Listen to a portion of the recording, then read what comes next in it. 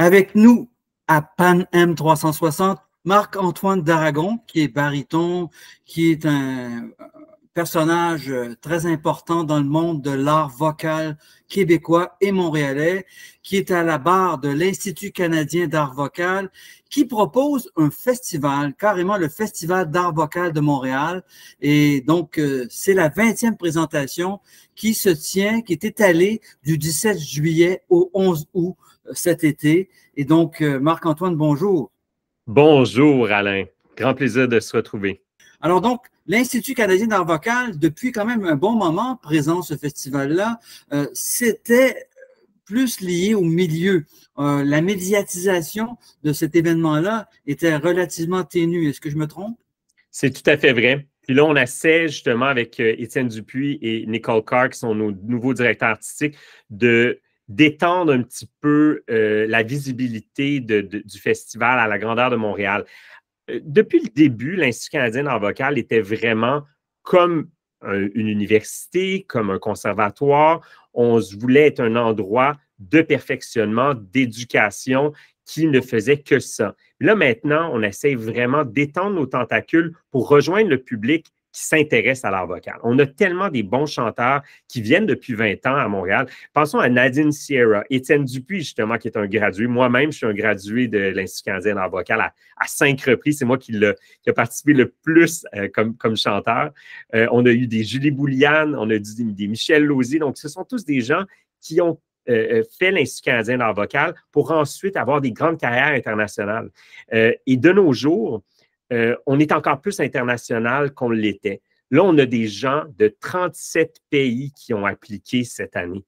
On a eu 170 applicants. De ces 170 applicants-là, pas seulement des chanteurs, maintenant aussi des pianistes, des chefs d'orchestre, des metteurs en scène qui veulent se parfaire dans le monde de l'opéra. Et on leur donne accès à des grands de ce milieu, des coachs, des metteurs en scène, des chefs qui viennent les aider à propulser leur carrière. Et donc, c'est une plateforme de classe de maître d'une certaine façon. Oui. Vous apprenez, enfin, les gens qui ont déjà des grandes formations viennent la perfectionner, la parfaire.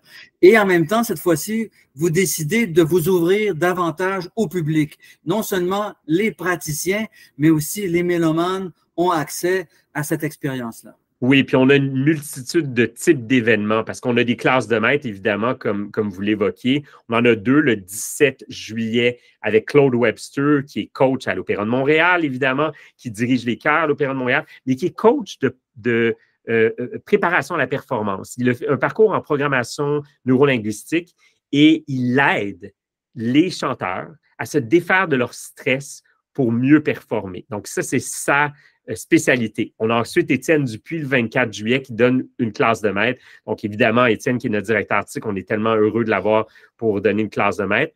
Mais aussi, on a des concerts. On a un gala d'opéra le 21 juillet avec un ensemble instrumental. On aura les plus belles scènes d'opéra, de la Traviata, de Carmen, etc., pendant ce 2 heures de musique.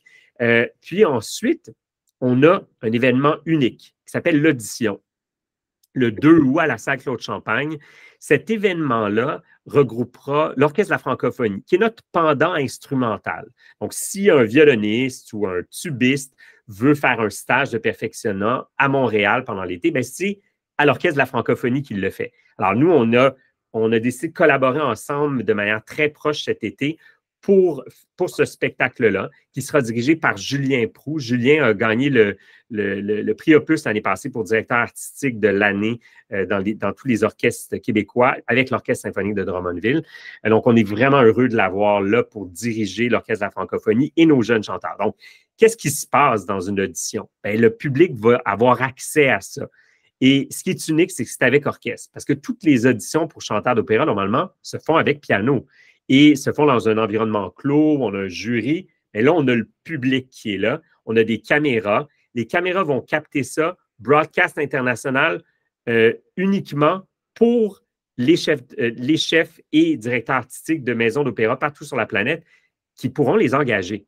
Parce que c'est ce qu'on essaie de faire, Étienne, Nicole et moi, c'est de donner une plateforme de visibilité à nos jeunes artistes qui participent à l'Institut. Et tout ça est couronné par le 10 et 11 août par une production de la Chauve-souris de Johann Strauss, mise en scène par Lorraine Pintal. Donc là, Lorraine Pintal du Théâtre du Nouveau Monde qui va mettre en scène ça, dirigée par Simon Rivard et l'Orchestre classique de Montréal qui sera dans la fosse. Bon, je dis dans la fosse, ils vont être, à vrai dire, ils vont être sur scène et devant la scène, il y aura une autre scène en forme de T. Imaginez un défilé de mode où va défiler l'action de la chauve-souris. Donc, le public va entourer l'action et donc, on va avoir une expérience immersive, ce qui se fait très rarement à l'opéra. Donc, je pense que ça va être très intéressant pour le public de découvrir ça. Et tout ça dans l'humour parce que la chauve-souris, ben, c'est drôle. On est de A à Z, ce sont des gags du début à la fin du spectacle. Lorsqu'on présente des classes de maîtres au grand public, par exemple, bon, évidemment, les classes de maîtres, c'est dédié aux musiciens, aux praticiens, aux interprètes, enfin à tous les métiers qui concernent le sujet précis de cette classe de maître-là. Mais là, lorsqu'un amateur de musique, tout court, assiste à ça, quel est son intérêt? Qu'est-ce qu'il peut y trouver? Ah, bon, premièrement, il va entendre une prestation musicale. Donc, on a un petit concert d'une durée de 4 minutes, le temps d'un air d'opéra. Mais ensuite, on va décortiquer l'air. Aux oreilles et aux yeux du public, souvent, ça semble parfait comme interprétation. Mais là, le coach, le maître en présence, va y déceler des particularités qui pourraient être améliorées.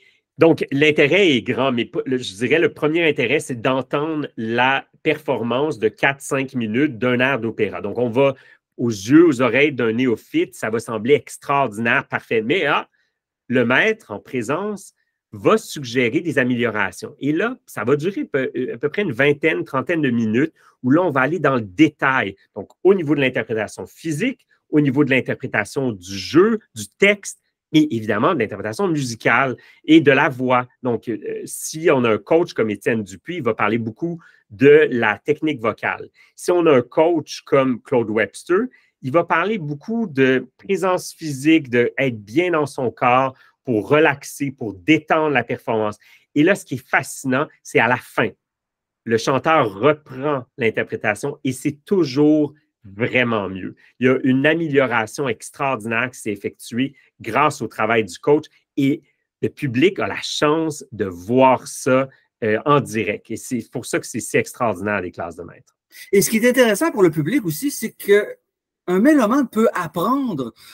On ne réagit pas strictement à une œuvre. À un moment donné, lorsqu'on devient dans sa mélomanie, si vous me passez l'expression, plus avancé, on veut comprendre. De la même façon que lorsqu'on lit un article en économie, on ne comprend pas tout aux premières lectures ou dans le sport. Toutes les questions techniques sont peu connues d'un amateur de sport, puis plus il lit, plus il assiste plus il écoute des analyses, plus lui-même va devenir un expert jusqu'à un certain point. Absolument. C'est ça qui devient de plus en plus intéressant. Ça permet à notre public d'être un peu plus critique aussi ensuite lorsqu'il va assister à nos concerts. Donc, ils vont avoir assisté à une classe de maître, ils vont dire ah oui, c'est vrai que quand il faisait telle chose avec sa voix ou quand le geste ne suivait pas nécessairement la parole, on va pouvoir déceler tout plein de petits détails. Donc, l'écoute devient beaucoup plus intéressante par la suite. Mm-hmm. Et donc, ça fait quand même plusieurs années que ça existe, cet événement-là. Et je m'étonne moi-même, qui est journaliste de musique depuis des temps immémoriaux, d'avoir eu peu conscience je connaissais l'Orchestre de la francophonie. J'imagine que l'Orchestre de la francophonie, par les années passées, s'inscrivait dans cet événement-là ou parfois, est-ce que c'était systématique? Je ne sais pas. C'est nouveau. Alors, c'est la première fois qu'on fait une collaboration avec l'Orchestre de la francophonie. Moi, il me semblait tout naturel. Alors, j'ai appelé mes amis de l'Orchestre de la francophonie, voir si c'était possible de collaborer ensemble. Puis, on espère que ce n'est qu'un début, je pense. D'ailleurs, on fait un échange. Eux jouent dans la fosse pour notre événement L'Audition. Et nous, on envoie 4 de nos solistes pour la 9e symphonie de Beethoven à la Maison symphonique que l'Orchestre de la francophonie propose. Donc, eux, ils font toute l'intégrale des 9 symphonies de Beethoven cet été. Et donc, nous, on s'inscrit aussi là-dedans. Donc, il y a un bel échange qui s'effectue de ce côté-là.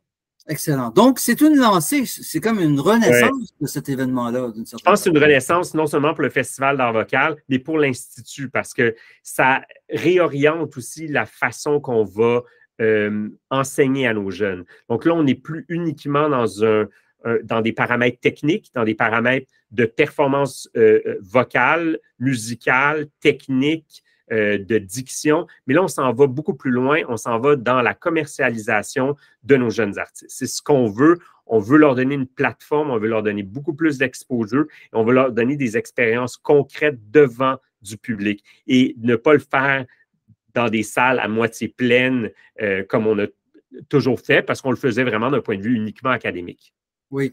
Et de quelle manière ça va se situer? Parce qu'il y a quand même plusieurs festivals de musique classique, art choral, festival de musique de chambre, Classica. Évidemment, on est en plein dans le festival. La classique aussi. La virée classique est énorme. Et évidemment, le festival de la Naudière, qui est le plus grand festival de musique classique au Canada, semble-t-il. Alors donc, tout ça… Et pas loin le Festival d'Opéra de Québec. Donc, voilà. Alors donc, il faut quand même faire en sorte que tout puisse évoluer en harmonie et que tout le monde puisse s'épanouir. Alors donc, il n'y a pas de surimpression, il n'y a pas trop de trafic. Non, je ne pense pas qu'il y a trop de trafic parce qu'ici à Montréal, il y a très peu d'opéra pendant l'été. Donc là, nous, on remplit cette case-là. D'autre part, on commence une collaboration avec le Festival de la Naudière. On va voir de quelle façon ça va se dessiner dans l'avenir. Mais par exemple, nos jeunes vont être invités à venir assister à un événement Zarathustra le vendredi 19. Et nous, on envoie une de nos professeurs, Tracy Dahl, cette année, à donner une classe aux mentorés du Festival de la Naudière. L'année passée, c'était Étienne et Nicole qui faisaient cette classe-là. Donc voilà, on travaille maintenant la main avec le Festival de la Naudière. Je pense que ce n'est qu'un début. Je tends une main aussi à Jean-François Lapointe à l'Opéra de Québec. J'aimerais beaucoup ça qu'on collabore davantage ensemble. Je pense qu'il y a lieu de faire ces collaborations-là, mais je pense qu'il y a une place définitive pour l'opéra à Montréal et c'est celle-là qu'on va essayer de remplir pendant l'été. D'ailleurs, là, on va faire des événements au Salon Richemont qui est adjacent au centre-ville, Notre-Dame-Guy à peu près, là, si les gens ne connaissent pas le Salon Richemont, qui est une ancienne église qui a été transformée magnifiquement en salle de réception et on fait beaucoup d'événements là. On fait notre événement bénéfice le 16 septembre, mais avant ça, on fait l'opéra. On fait aussi notre gala d'opéra le 21 juillet qui vont avoir lieu au Salon Richemont. Donc, on essaie d'inscrire davantage nos événements dans le centre-ville de Montréal. La prochaine étape, qui c'est sur la place des festivals, c'est ce qu'on souhaite. Donc, j'aimerais beaucoup qu'on ait des événements extérieurs pour faire découvrir l'opéra à un plus grand nombre, à des gens qui auraient peut-être peur, à prime abord, de se rendre dans une salle pour écouter de l'opéra. Donc, de leur donner cet accès-là. Moi, je pense que c'est très accessible, l'opéra, mais il faut y être initié une première fois. Et vive la mutualisation, si je comprends bien. Ah, tellement, tellement. Mais je pense que c'est important en ce moment, puisque la culture navigue en eau trouble par les temps qui courent. C'est très important de serrer les coudes. Hein? Oui. Le financement est très difficile. On ne s'étendra peut-être pas là-dessus, mais le Conseil des arts du Canada, qui avait seulement 17 de financement des demandes qui lui ont été faites l'année passée. Je n'ai pas les chiffres exacts. Ils viennent de sortir hier de l'aide au financement au Conseil des arts et lettres du Québec, mais je sais que beaucoup d'organismes n'ont pas reçu l'aide qu'ils recevaient tout le temps. Donc, des organismes comme le nôtre, on a, oui, une petite aide cette année, une première au Conseil des arts de Montréal, mais les aides viennent particulièrement de donateurs privés. Sans ça, avec la billetterie simple, on n'y arrive pas. Il faut absolument avoir des subsides privés qui viennent pallier à ça. Des gens, des mécènes qui décident d'investir dans la musique classique parce que sinon, on n'arrive pas. Les budgets sont très gros. Ça coûte cher de produire la musique classique. Il y a beaucoup de gens impliqués. Et donc, il faut les moyens pour le faire. Marc-Antoine d'Aragon de l'Institut canadien d'art vocal, l'ICAV, merci beaucoup et bon festival. Merci beaucoup.